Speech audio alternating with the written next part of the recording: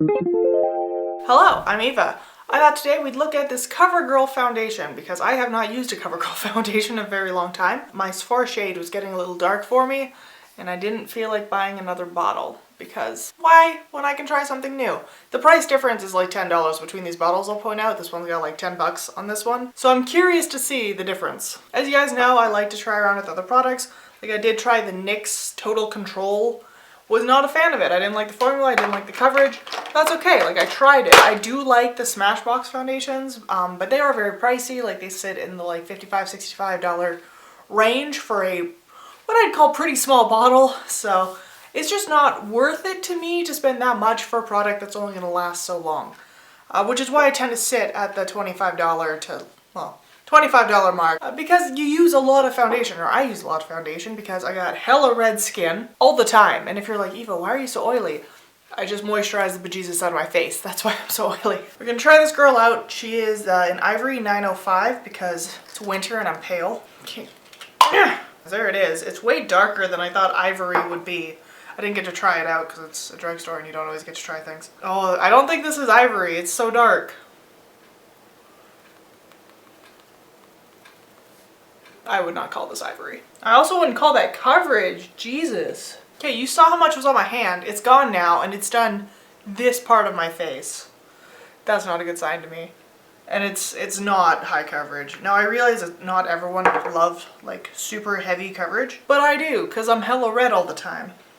It's got a very watery feel to it, which I'm not used to. I'm used to feeling like a heavy foundation. It does seem to be pretty like buildable. But if you're using more product, then was it worth the price? I mean, I'm not going to discount it and say it's not covering anything, because obviously it is covering up some of my redness, but it's only covering like the red hue to me. Like I can still see all, because I have a lot of scarring on my face and that, I can still see all my scars. I can clearly see my pores. And usually I would use a primer under my foundation. I like the Tarte primer.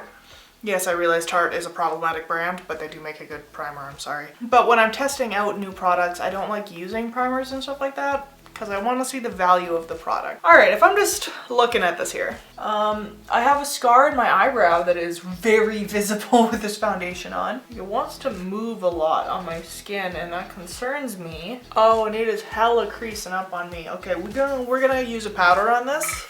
I may not prime under a foundation when I'm testing it, but I'm not gonna neglect it with no powder. I'm still amazed at how dark their Ivory shade is. Like, Ivory used to be the palest you could buy. Ivory meant you can't get whiter than this, and I know because every winter I would buy Ivory since I was a kid.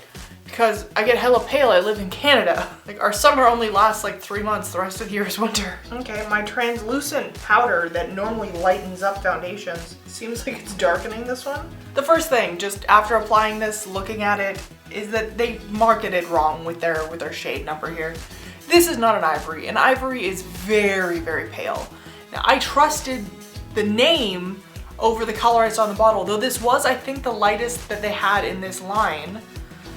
So it's why I grabbed it, because I'm always the lightest shade. So that's a little upsetting to me. Like, you should make a lighter shade. Make lighter than this. The second thing is like, it's definitely a light to medium coverage, not medium to heavy or heavy coverage at all. I had to build it up, as you guys saw, just to cover up my redness. I didn't use any concealers or anything because I felt like I was cheating. Doing my eyebrows after this is gonna be hard because this foundation feels kind of greasy in my eyebrows. See, it says it has lasting power of a primer, coverage of a concealer, and blendability of a foundation in one. Shine free. I wouldn't say that it was shine free as I massively covered it in powder.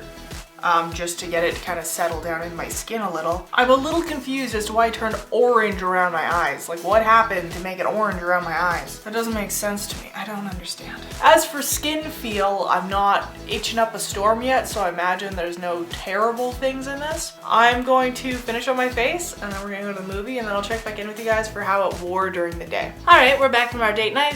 Foundation has had a chance to prove its worth and had a nice dinner. Did you enjoy dinner? Yeah, it was quite good. He had escargot with fried spinach. The fried spinach was the weird part. There's a new grill in town. They're doing a very exotic menu mixed in with Canadian favorites. It's weird, but I think we'll go again.